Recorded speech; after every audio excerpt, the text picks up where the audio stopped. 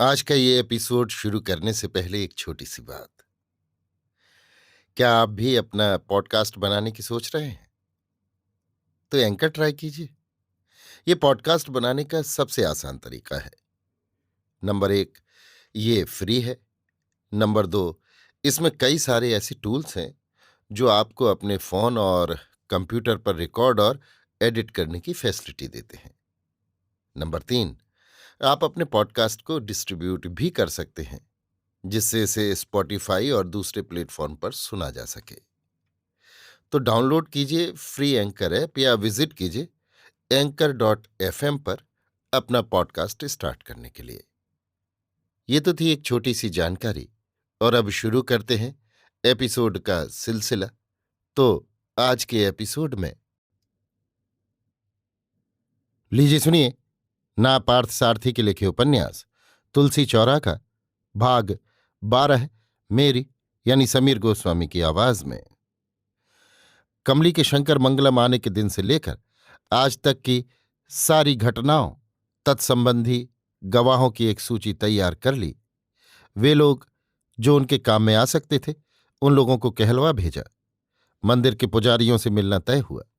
वेणु काका ने कमली को बुलवाकर कहा, उन लोगों से यहां बात करूंगा। जब वे लोग आएंगे तुम इसी बैठक में कैसेट रिकॉर्ड ऑन कर देना और दिया जलाकर श्लोक पढ़ती रहना। या तो चुप हो जाना या उठकर चली जाना। शाम पुजारी वेणु काका से मिलने आए। काका बैठक के झूले पर बैठे थे। पास ही में एक ऊंची चौकी पर दीपदान प्रज्वलित किया गया था। चौकी के नीचे कैसेट रिकॉर्डर था। ओंकार पूर्विके देवी वीणा पुस्तक धारणी वेद मादा नमस्तभ्यम अवैतप्य प्रयच्छ में कमली ने श्लोक को गुनगुनाया। पुजारी गण भीतर आए तो वेणु काका और कमली ने उठकर उनका स्वागत किया। काका ने एक एक को प्यार से बुलाकर बेंच पर बिठा दिया। उनके कुछ कहने के पहले ही वे लोग बोले, ये साक्षात महालक्ष्मी लगती हैं। अभी जब ये श्लोक उच्चारण कर रही थीं तो मुझे लगा सरस्वती देवी ही यहां आ गई हैं और हमें इनके खिलाफ कोर्ट में बयान देने को मजबूर किया जा रहा है। अब ऐसा क्या कर दिया है मंदिर में? कौन करवा रहा है ये सब? इसने क्या गलत किया? ऐसा तो सोचना ही पाप है। हमारे और आस्तिकों की तुलना में इन्होंने तो मंदिर के नियम की पूरी रक्षा की है। अब यही बात आप कोर्ट में आकर बताएंगे? अब वहां क्या बताऊंगा नहीं जानता, पर यह सच है। रोजी रोटी के लिए सीमावैयर जैसा रटाएगा वैसा तो कहना होगा। आप हमें गलत नहीं समझे। वे लोग हमें तंग कर रहे हैं। हमारे पास कोई दूसरा रास्ता ही नहीं है। बड़े पुजारी दुखी हो रहे थे। शेष दोनों से कुछ सवाल किए और उनके उत्तर भी मिले। फिर बातचीत की दिशा बदल दी। हमने आप लोगों को इसलिए नहीं बुलवाया था। ये 3 ब्राह्मणों को वस्त्र दान करना चाहती थीं। वेणु काका ने कमली को बुलवाया। उसने 3 थालों में फल, पान, सुपारी और धोती, उत्तरी का एक सेट उन्हें भेंट कर दिया और उनको प्रणाम किया। उन लोगों ने उसे आशीर्वाद दिया। उनके जाने के बाद कैसेट को चलाकर देखा। सारा संवाद दर्ज हो गया था। इसी तरह बाकी लोगों से भी बातचीत कर डाली।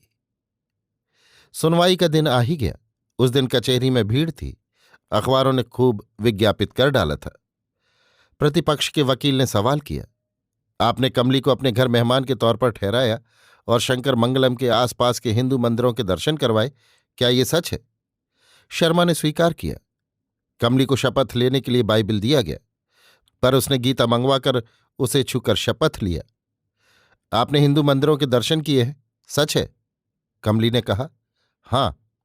इसका मतलब दोनों ने ही अपनी गलती मान ली, तो आगे सुनवाई क्या की जाए? अब तो मीलाड बस संप्रेक्षण के लिए कोई रास्ता सुझा दिया जाए।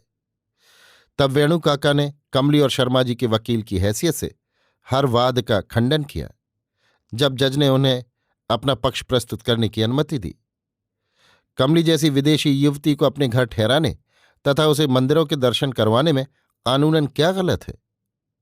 कमली विदेशी ही नहीं, वो दूसरे धर्म की है। मुझे इस पर ऐतराज है। कमली दूसरे धर्म की नहीं, उसने कई वर्षों से हिंदू धर्म और हिंदू संस्कृति को अपना रखा है। वेणु काका के इतना कहते ही प्रतिपक्ष के वकील ने इस बात की पुष्टि के लिए साक्ष्य की मांग की। वेणु काका ने साक्ष्य प्रस्तुत करने की अनुमति मांगनी चाहिए। सबसे पहले शंकर मंडलम सेंट एंटोनी चर्च के पादरी को बुलवाया। पादरी ने बताया किस युवती को कभी भी चर्च में आते नहीं देखा। उल्टे से साड़ी पहने और कुमकुम का टीका लगाए शिवालयों में देखा है। प्रतिपक्ष के वकील ने पादरी से कुछ सवाल करने चाहे, पर असफल रहे। इसके बाद रवि ने गवाही दी। फ्रांस के विश्वविद्यालय में किस तरह भारतीय दर्शन के प्रोफेसर की हैसियत से वो कमली से मिला और छात्र के रूप में कमली की भारतीय संस्कृति से कितनी रुचि रही, ये सारी बातें बताईं। इसके बाद अखबार वाला कन्हैया, फूल वाला माली, पंडारम, फल वाला बर्दन सभी ने एक मत से कमली की आस्था की तारीफ की। एस्टेट के मालिक सारंगपणी नायडू ने अपनी गवाही में बताया कि किस तरह उसने पहली मुलाकात में अष्टाक्षर मंत्र की विशद चर्चा की। उनकी धारणा थी कि कमली अपने व्यवहार में पूर्ण रूप से हिंदू धर्म के प्रति समर्पित है। प्रतिपक्ष के वकील ने रोककर पूछा, आप कहते हैं कि अष्टाक्षर मंत्र का अर्थ आपसे पूछा था, तो इससे क्या ये नहीं साबित होता कि इसे इस बारे में पहले कोई जानकारी नहीं थी? ऐसा तो मैंने नहीं कहा। उसने मंत्र की व्याख्या की और ये जानना चाहा कि मैं इस बारे में क्या जानता हूं। नायडू बोले। कोर्ट में हंसी फैल गई। कमली के भरतनाट्यम के गुरु, कर्नाटक संगीत के गुरु ने भी अपनी गवाही में बताया कि उसने उन्हें गुरु का पूरा सम्मान दिया, उसके नियम अनुष्ठानों की प्रशंसा की। उनके अनुसार आम हिंदुओं की तुलना में उसमें श्रद्धाभाव अधिक है। वो नित्य यहां संगीत सीखने आती है, बाहर ही चप्पल उतार दिया करती है, हाथ पांव धोकर पूजा घर में मत्था टेक कर ही वो पाठ शुरू करती है। अंतिम साक्ष्य इरेमुडी मणि का था। उन्होंने गीता की सौगंध की बजाय आत्मा की सौगंध ली। प्रतिपक्ष के वकील ने ऐसे नास्तिक के साक्ष्य को बेईमानी करार दिया, पर न्यायाधीश का विचार था कि उन्हें अपनी बात कहने की स्वतंत्रता है। हिंदू संस्कृति के इन तमाम साक्ष्यों से अधिक हिंदुत्व इस कमली में है। हमारे संगठन में जब वो भाषण देने आई थी, उसने सर्वप्रथम ईश्वर की स्तुति की, उसके बाद ही अपना भाषण प्रारंभ किया। वकील बीच में कुछ नहीं पूछ पाए। वेणु काका ने पूरे मुद्दे को ढंग से रखा और उन्हें समझाते हुए अपना तर्क प्रस्तुत किया। हिंदू आचार अनुष्ठानों को या मंदिर की पवित्रता को हमारे मुवक्किल से कोई खतरा नहीं है। वो मात्र दर्शन के लिए श्रद्धालु की तरह गई थी। ये पूरा केस उन्हें बदनाम करने की नीयत से तैयार किया गया है। यहां कानूनन कुछ भी गलत नहीं हुआ है। शुद्धिकरण की कोई भी आवश्यकता नहीं है। कल और आज भी उन्हीं मंदिरों में पूजा भजन बाकायदे किए जा रहे हैं। यदि ऐसा कुछ हुआ होता और मंदिर भ्रष्ट हो गया होता तो इसे तो श्रद्धालु भक्तों के लिए बंद कर दिया जाना चाहिए था, पर ऐसा नहीं किया गया। प्रतिपक्ष के वकील ने कुछ कहना चाहा, पर न्यायाधीश ने उसे नहीं माना और काका को आगे कहने का आदेश दिया। फिर मेरे मुवक्किल ने इन मंदिरों संस्थाओं इनसे जुड़े लोगों के समक्ष अपने को श्रद्धालु साबित किया है। ये रसीद देखिए। शिव मंदिर के पुनर्निर्माण के लिए आस्तिक हिंदुओं से ली जाने वाली रसीद है। ये इसमें मंदिर के धर्माधिकारी के हस्ताक्षर भी हैं। ये कैसा विरोधाभास है कि इस मुकदमे को दायर करने वालों में ये धर्माधिकारी भी हैं। यदि मेरे मुवक्किल को मंदिर में प्रवेश करने की योग्यता नहीं है तो अर्धमंडप तक उन्हें प्रवेश की अनुमति देना, फिर उन्हें 500 रुपये की रसीद भी देना, ये सब क्या है? फिर इस रसीद में देखिए ऊपर क्या लिखा है। हिंदू आस्तिकों से मंदिर के लिए उनसे चंदे की रसीद। जहां तक मतलब पैसे का हो, वहां आपने उन्हें हिंदू आस्तिक मान लिया, पर जब बात दर्शन की आई तो आपके लिए ये विधर्मी हो गए। ये कैसा अन्याय है? यहां अदालत को ये सूचित कर देना चाहता हूं कि मेरी मुवक्किल जब मंदिर दर्शनार्थ गई थी तब उन्होंने ये दान मंदिर के निर्माण के लिए दिया था। तब धर्माधिकारी को मंदिर की पवित्रता भंग होने का विचार क्यों नहीं आया?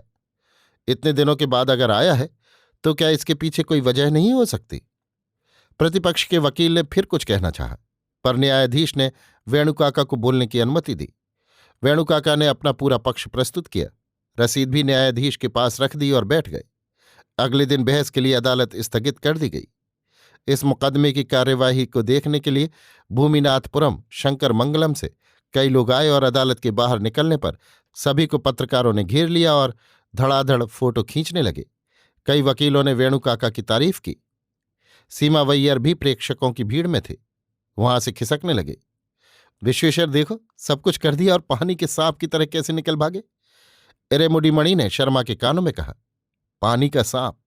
अब सीमावैयर नर्म पड़ गया था। कचहरी से लौटते रास्ते में मंडी में रुकवाकर वेणुकाका ने विवाह के लिए सब्जी वाले को पेशगी दी तो शर्मा जी ने धीमे से कहा, अब केस पहले निपट जाए। केस की चिंता तुम मत करो, वेणुकाका ने शर्मा को उत्साह से हिलाया। उनका आत्मविश्वास, साहस और उत्साह शर्मा के लिए नहीं, बाकी लोगों के लिए भी आश्चर्य का विषय था। अगले दिन की सुनवाई के दौरान जब प्रतिपक्ष के वकील ने इस मुकदमे की खासियत को मद्देनजर रखते हुए कुछ और साक्ष्यों को प्रस्तुत करने की अनुमति चाही, तो वेणुकाका ने इस पर आपत्ति की, पर न्यायाधीश ने उसकी अनुमति देते हुए कहा, उनके गवाहों से आप भी प्रश्न कर सकते हैं, तब फिर आप चिंता क्यों करते हैं? वेणुकाका को हल्का सा आभास हो गया था कि वे किन्हें गवाह के रूप में प्रस्तुत करेंगे। उनको कुछ विश्वास था कि वे अपने तर्कों के बल पर उनसे निपट लेंगे। मुकदमे की कार्यवाही देखने के लिए शर्मा, कमली, रवि, बसंती भी कोर्ट में हाजिर थे। भीड़ पिछले दिन से कुछ ज्यादा ही थी। पहला गवाह इस तरह प्रस्तुत किया गया था जो कि ये साबित कर सके कि कमली हिंदू धार्मिक रिवाजों से अनभिज्ञ है। शिव मंदिर के मुख्य द्वार के चौकीदार मुत्तु वेलप्पन ने गवाही दी कि 2-3 माह पहले कमली चप्पल पहने ही मंदिर के भीतर प्रवेश कर गई। साफ लगा कि वो जानबूझकर तैयार की गई गवाही है। वेणुगोपाल ने अपने प्रश्न किए, घटना से संबंधित दिन, समय, सबकी जानकारी मांगी। उसने उत्तर दिया तो बोले, दर्शन के वक्त ये अकेली थी कि साथ में कोई और था? ना, अकेली थी। तो तुमने अपना कार्य पूरा किया या नहीं? उन्हें रोका क्यों नहीं? मैंने तो रोका था, पर ये मानी नहीं।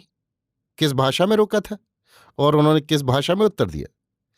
मैंने तो तमिल में कहा था, इन्होंने पता नहीं किस भाषा में उत्तर दिया। उनकी भाषा तुम्हारी समझ में नहीं आई तो तुम कैसे कह सकते हो कि उन्होंने इनकार किया था? नहीं, वो तमिल में बोली थी। पहले तो तुमने बताया कि जाने किस भाषा में बोली थी, और अब कह रहे हो कि तमिल में बोली है। अब इसमें सच क्या है? वे बौखला गए, उत्तर देते नहीं बना। वेणुकाका जाकर अपनी जगह पर बैठ गए। अगले गवाहों से शिव मंदिर के पुजारी एक एक कर आए। पहले गवाह थे कैलाशनाथ, उम्र कुल 58 वर्ष, बुजुर्ग। शिवागम का पूर्ण ज्ञान है उन्हें। गवाह के रूप में उन्होंने शपथ ली तो शर्मा और वेणुकाका को बेहद तकलीफ हुई। इतने विद्वान व्यक्ति किस तरह झूठी गवाही के लिए तैयार हो गए हैं? वो लड़की हमारे रिवाजों को नहीं जानती, ऊपर से उन पर विश्वास भी नहीं करती। मैंने उसे भभूत और बेलपत्र दिए थे, उन्होंने पैरों के नीचे उसे डालकर रौंद दिया। वेणुकाका तुरंत बोले, पुजारी जी, आप ये मन से कह रहे हैं ना, या किसी के भड़काने पर? प्रतिपक्ष के वकील ने इस पर ऐतराज किया। उनके बाद 2 पुजारियों ने लगभग ऐसी ही गवाही दी कि उसने परिक्रमा गलत ढंग से की, मंदिर के नियमों का पालन नहीं किया। उस वक्त वे अकेली थी या कोई और था? किस तारीख को, किस वक्त ये घटना घटी थी? वेणुकाका ने तीनों से यही सवाल किया। तीनों ने एक ही तारीख और समय बताया और कमली के अकेले ही आने की बात दोहराई। वेणुकाका सबसे एक ही सवाल क्यों किए जा रहे हैं, ये प्रतिपक्ष का वकील समझ नहीं पाया। इसके बाद की गवाहियों में भजन मद वाले पद्मनाभ अय्यर, वेद धर्म परिपालन सभा के सचिव हरिहर गनपाणी, सरपंच मातृभूतभ, जमींदार स्वामीनाथ, तीनों ने ही एक बात कही। मंदिर के दूसरे प्राकार में रति मिथुन मूर्ति के नीचे रवि और कमली भी उसी मुद्रा में एक दूसरे से लिपटे चूम रहे थे। इसे दर्शनार्थियों ने भी देखा। ऐसी गंदी हरकत, वो भी मंदिर की परिक्रमा में करने वालों को सजा मिलनी चाहिए। कुछ और लोगों ने भी इसी घटना का हवाला दिया। उसे सुनकर कमली, रवि, शर्मा और बसंती का खून खौलने लगा। वेणुकाका शांत बने रहे और मुस्कुराते हुए अपनी जिरह प्रारंभ की। फिर वही सवाल किया, ये मिथुन मूर्ति किस प्राकार में है? किस दिन और किस तारीख को ये घटना घटी थी? ये मूर्ति दूसरी परिक्रमा के उत्तरी कोने पर है, पर वो दिन और समय का उल्लेख नहीं कर पाए। तुरंत वेणुकाका ने कहा, चौकीदार ने चप्पल वाली जिस घटना का उल्लेख किया है, उसी तारीख को ये घटना या उसकी किसी और तारीख को? उसी दिन की ये घटना घटी थी। तीनों गवाहों ने ये बात दोहराई। अंतिम गवाही धर्माधिकारी की थी। मंदिर के लिए कमली द्वारा दिया गया चंदा कमली ने स्वयं नहीं दिया, बल्कि उसके नाम पर किसी और ने वो रसीद बनवा ली। वे मान गए कि हस्ताक्षर उनके हैं। वेणुकाका ने तुरंत कहा, क्या ये नियम नहीं बनाया गया था कि 10-5 के चंदे के अलावा 100 या उसके ऊपर के चंदे की वसूली मंदिर के भीतर देवालय के दफ्तर में होगी? धर्माधिकारी सकपका गए। समझ नहीं पाए कि ये नियम इन्हें कैसे मालूम हो गया, क्योंकि समिति की एक निजी बैठक में ये निर्णय लिया गया। उनकी गवाही झूठी पड़ गई। साबित हो गया कि कमली के नाम पर बाहर ये चंदा नहीं जमा किया गया। तमाम गवाहों को वेणुकाका ने झूठा साबित कर दिया।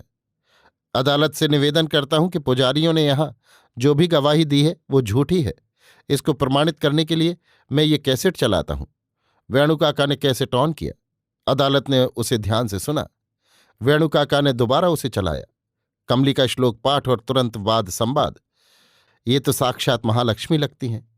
अभी जब ये श्लोक उच्चारण कर रही थी तो मुझे लगा सरस्वती देवी ही यहां आ गई हैं और हमें इनके खिलाफ कोर्ट में गवाही देने को मजबूर किया जा रहा है। हमारे और आस्तिकों की तुलना में इन्होंने मंदिर के नियमों की पूरी रक्षा की है। कोर्ट में क्या कहूंगा कह नहीं सकता, पर यह सच है। सब जज ने इसे ध्यान से सुना, कुछ नोट किया। तीनों पुजारी हकबका गए। ये आप ही की आवाज है? काका ने पूछा। मेरे घर आप लोगों ने स्वयं आकर बातचीत चलाई थी, क्या ये सच नहीं है? वे लोग इनकार नहीं कर सके। विपक्ष के वकील ने लाख समझाने की कोशिश की कि इन पुजारियों को धमकाकर लिया गया बयान हो सकता है, पर न्यायाधीश नहीं माने। टेप रिकॉर्डर वाले प्रकरण ने तीनों पुजारियों को चुपा दिया था। यहां तक कि गवाहों ने भी इसकी अपेक्षा की थी।